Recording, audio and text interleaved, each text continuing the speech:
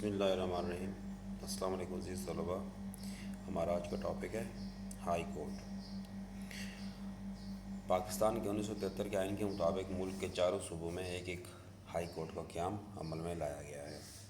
اب ان کی کمپوزیشن تشکیل جو ہے نا وہ ہائی کورٹ کی کس طرح ہوتی ہے کہ ہر صوبے کے ہائی کورٹ ایک چیف جسٹس اور چند ججوں پر مشتمل ہوتی ہے۔ آئین کے مطابق ججوں کی تعداد مقرر نہیں ہے۔ ججوں کی تعداد ملکی حالات اور مقدمات کے مطابق پارلیمنٹ مقرر کرتی ہے۔ جب تک پارلیمنٹ ایسا نہیں کرتی تو یہ اختیار کس کے پاس رہتا ہے؟ صدر کے پاس رہتا ہے۔ آپ اگر ہائی کورٹ کا جج بننا ہو تو اس کے لیے کوالیفیکیشن یا اہلیت وہ کون سی چیزیں اس میں شامل ہیں؟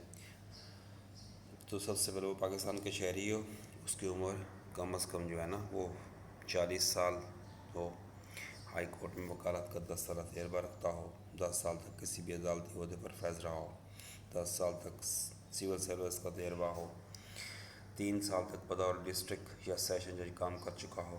اب اس کی تقرری کون کرتا ہے؟ یہ اپائنٹمنٹ ہائی کورٹ کے چیف جسٹس اور ججوں کی تقرری صدر پاکستان پارلیمانی کمیٹی اور جوڈیشل کونسل کی سفارش پر کرتا ہے۔ اب اس کی ٹرمینیشن دیکھ لیں۔ برطرفی اعلیٰ عدالتی کونسل، سپریم جوڈیشل کونسل، دماغی یا جسمانی معذوری، بدعنوانی، اختیارات کا ناجائز استعمال اور آئین کی خلاف ورزی کرنے پر کسی بھی جو جج اس میں اگر ملوث ہو تو اس کو کیا کر سکتی ہے؟ ان وجوہات کی بنا پہ کسی بھی جج کو برطرف کیا جا سکتا ہے۔ برطرفی کا اختیار صدر پاکستان کے ہاتھ میں ہے۔ اب ایک جو عہدے کی میعاد ہے وہ کتنی ہے؟ ہائی کورٹ کے جج کی ریٹائرمنٹ کی عمر 62 ایئرز ہے، لیکن اس سے پہلے وہ اپنے عہدے سے استعفیٰ جو ہے نا وہ دے سکتا ہے۔ اب اس کا حلف یا عہد کون لیتا ہے کہ ہائی کورٹ کا چیف جسٹس متعلقہ گورنر کے سامنے، جبکہ جج متعلقہ چیف جسٹس کے سامنے اپنے عہدے کا حلف لے گا۔ اگر ہائی کورٹ کا کوئی جج ہے تو وہ اسی ہائی کورٹ کے چیف جسٹس کے سامنے حلف لے گا۔ اگر کسی بھی ہائی کورٹ کا چیف جسٹس ہے تو وہ گورنر کے سامنے حلف لے گا۔ اب اس کا ہیڈ کوارٹر دیکھ لیں۔ ہائی کورٹ کا صدر دفتر متعلقہ صوبائی دارالحکومت میں قائم ہے، لیکن اس کے بینچ جو ہے نا وہ صوبے کے دیگر شہروں میں بھی قائم کیے گئے ہیں۔ قائم مقام یا عادی جج، اگر کسی ہائی کورٹ میں کام زیادہ بڑھ جائے یا کام کا بوجھ زیادہ ہو جائے تو صدر پاکستان مخصوص حالات کی صورت میں قائم مقام جج اور صوبائی چیف جسٹس عارضی جج تعینات کر سکتے ہیں۔ اب بینچ کیا ہوتا ہے؟ صوبے کے چند بڑے شہروں میں لاہور ہائی کورٹ کے بینچ قائم کیے گئے، عام طور پر مقدمات کی سماعت ایک جج کرتا ہے جس کو سنگل بینچ کہتے ہیں۔ عام مقدمات کی سماعت کے لیے 2 یا 2 سے زیادہ جج مقرر کیے جاتے ہیں جو ڈویژنل بینچ کہلاتے ہیں۔ ان کا فیصلہ جو ہے نا وہ کثرت رائے سے ہوتا ہے۔ اب ان کے اوپر ریسٹرکشن یا پابندیاں کون سی ہیں؟ دوران ملازمت کوئی جج کوئی منافع بخش عہدہ نہیں سنبھال سکتا۔ ریٹائرمنٹ کے 2 سال بعد کوئی سرکاری انتظامی عہدہ بھی نہیں لے سکتا۔ وہ ریٹائرمنٹ کے 2 سال تک وہ کسی ہائی کورٹ میں بطور وکیل بھی پیش نہیں ہو سکتا۔ اب اس کے دیکھیں جو آپ کی ہیں پریویلیجز اور دوسرا تنخواہ جو مراد ہیں۔ ہائی کورٹ کے چیف جسٹس اور ججوں کو معقول تنخواہ دی جاتی ہے۔ ریٹائرمنٹ کے بعد وہ معقول پنشن کے حقدار ہیں۔ رہائش، آمد و رفت، الاؤنس کی سہولیات بھی حاصل ہوتی ہیں، لیکن ان کا تعین کون کرتا ہے؟ پارلیمنٹ، اور صدر پاکستان اس کی توثیق کرنے کی ان کے پاس اتھارٹی ہے۔ اختیارات ہائی کورٹ کے کیا ہیں؟ ہائی کورٹ صوبے کی اعلیٰ عدالت ہے، وہ اپنے صوبائی حدود کے اندر مندرجہ ذیل اختیارات استعمال کرتی ہے اور فرائض سر انجام دیتی ہے۔ سب سے پہلے ابتدائی دائرہ سماعت جو ہے نا اس کا لاہور ہائی کورٹ کو ایسے تمام معاملات میں ابتدائی سماعت کا دائرہ اختیارات ہے جہاں آئین میں درج بنیادی حقوق کے حقوق ہیں ان کے تحفظ کا سوال پیدا ہوتا ہو۔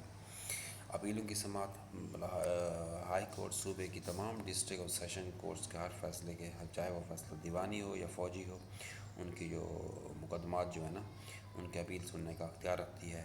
فوجداری نوعیت میں سزائے موت یا عمر قید کی سزا اور دیوانی مقدمات میں 10,000 مالیت کے مقدمے کے خلاف اپیلیں سننے کی مجاز ہے۔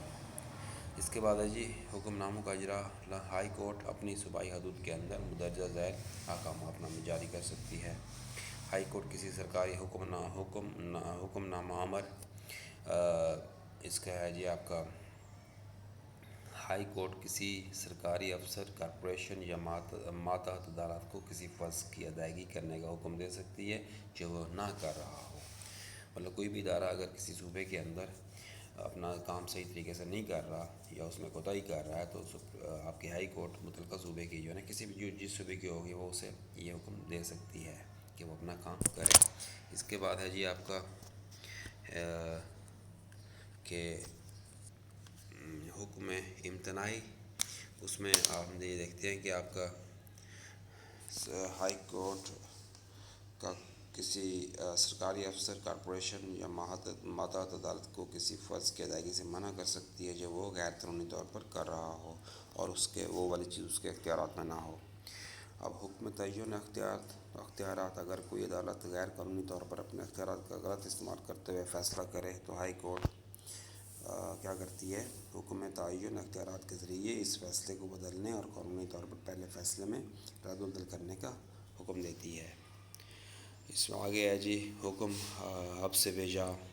ہائی کورٹ کسی زیر حراست شخص کی درخواست پر اس شخص کا متعلقہ ریکارڈ کو حکم حبس بجا کی روح سے ہائی کورٹ میں پیش کرنے کا حکم صادر کر سکتی ہے تاکہ وہ یہ معلوم کرے کہ اسے غیر قانونی طور پر تو قید نہیں کیا گیا۔